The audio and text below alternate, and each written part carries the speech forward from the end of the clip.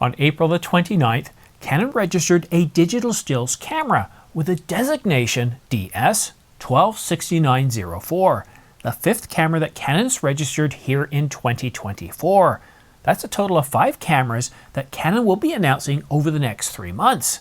And when I published a video this weekend about that 5th registered camera, many of you had hoped that it could potentially be a successor to the R7, the R7 Mark II. But the R7 was released just 2 years ago alongside the Canon EOS R10.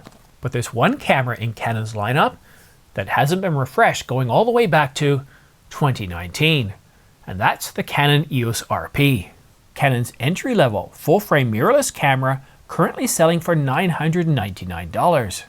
And in that video published this weekend, I did suggest that the 5th registered camera of 2024 could in fact be the Canon EOS R9, a successor to the Canon EOS RP.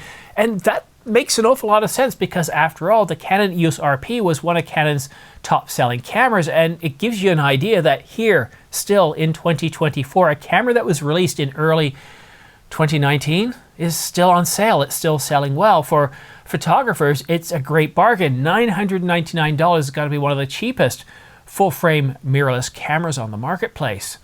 Then on April the 29th, Canon rumors said, could it be that a sub $1,000 full-frame camera could replace the Canon EOS RP? Perhaps the EOS R9?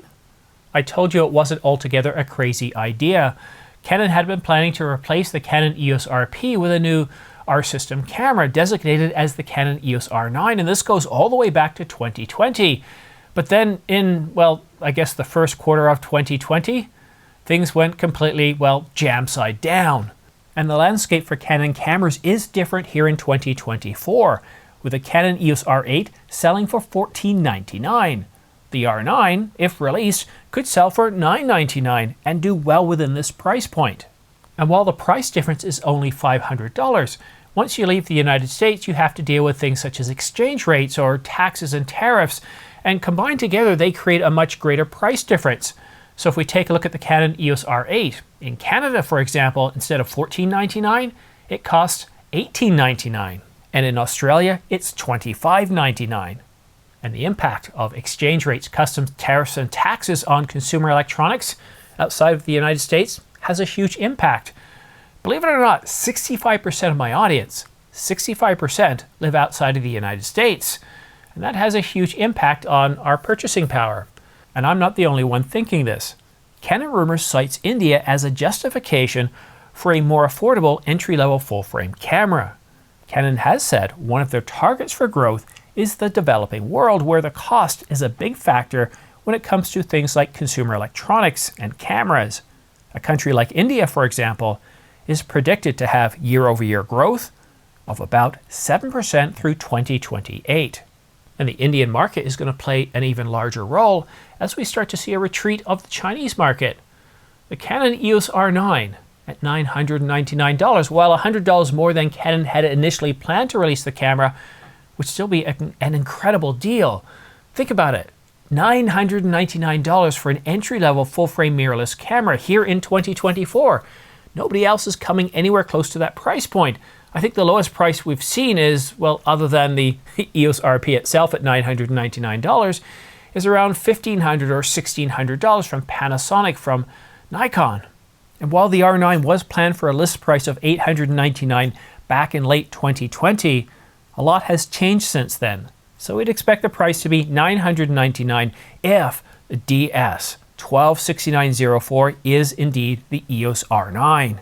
And the Indian market is going to continue to play an even larger role in international commerce, especially as the Chinese market starts to retreat. The Canon EOS R9, a replacement for the Canon EOS RP at $999, that would be the cheapest, most affordable entry-level full-frame mirrorless camera on the marketplace.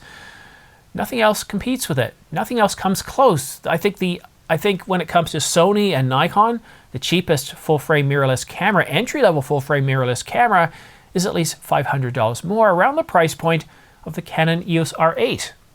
And while the Canon EOS R9 was planned for a list price of $899 in late 2020, a lot has changed since then, so we'd expect the price to be $999, if indeed DS126904 is in fact the Canon EOS R9. But there is one nagging piece of information that kind of goes contrary to this. If the Canon EOS R9 is indeed a replacement for the Canon EOS RP, there's no sign of any inventory clearing price on the Canon EOS RP, and we haven't seen it on sale for a long time. While the EOS R9 is a definite maybe, all eyes, at least in the camera market, are on Canon releasing the Canon EOS R5 Mark II, due to be released in late May at the very latest, and pegged for May the 21st to the 23rd. And that's a Tuesday, Wednesday, and Thursday of the third last week of May. It's almost here, just 4 weeks away. Bits and pieces are beginning to leak out, but only bits and pieces. And that's why I have the smart pre-order links for the Canon EOS R5 Mark II. Well, the links aren't active right now. They are designed to save you time once we get the announcement, once the embargo is lifted. Because if the 200 to 800 is any indication, Canon still hasn't figured out how to get announced products into our hands. People who pre-ordered the 200 to 800 going back to, what, November of 2023, they still don't have their lens. So the smart pre-order links are designed to save you a few seconds, because whenever Canon makes a major announcement, such as the Canon EOS R5 Mark II, they'll release the camera in body alone, and then usually a kit package, or maybe even 2 kit packages. And then at Adorama, B&H, and Amazon, well, Amazon doesn't usually do pre-orders, but at B&H and Adorama, they will go ahead and add their own kit packages, usually bundling it up with a whole bunch of different lenses at a price discount, or providing storage cards or camera bags and other kits. And I know it's frustrating, especially if you pre-order the 200 to 800, the Canon EOS R5 Mark I, the R6 Mark I, and even the R3, you had to wait an awfully long period of time. So what these smart pre-order links are designed to do is to save you time. Go ahead and copy down these smart pre-order links, put them in your browser, and then as soon as we do the live stream, I'm going to let you know when the links are live, refresh, and you should be able to get into the queue just a little bit sooner than anybody else. It might only save you 5 to 10 seconds, but that could mean, well, it could mean as much as 1 or 2 months earlier in getting your camera than other people. So hopefully Canon has figured out their supply chain enough that they've got enough Canon EOS R5 Mark IIs already produced. Oh, hold on, let me stop that. So that way we can have the EOS R5 Mark II in our hands within a couple of weeks of an announcement. Now, generally, Canon makes us wait anywhere from 2 to 6 weeks after an announcement before they start shipping. I'd be surprised if we have to wait more than about 2 weeks. Now, what I said based on the Canon financials, which were just released for the first quarter of 2024, I'm expecting that the camera will start shipping at the very latest before the end of June. Why? Well, because they're a financial company that's listed on the stock market, and when it comes to the stock market, it's all about shareholder value, and it's all about releasing quarterly results. And Q1, well, it wasn't as good as many had expected. So one way to pad Q2 of 2024 is to release the R5 Mark II, get those into the market, and then of course for Q3 they'd have the R5 Mark II as well, but also the Canon EOS R1. So we're almost there. We're less than 4 weeks away, assuming what we've been told is correct, and I really do hope it is true. But I've also received some leaked information which tells us that the Canon EOS R5 Mark II is definitely coming out really soon. But let me know what you think we're going to get in terms of Canon releasing cameras in the next 3 months. We've got 5 registered cameras. 3 of them are digital stills cameras, and 2 of them are cinema cameras.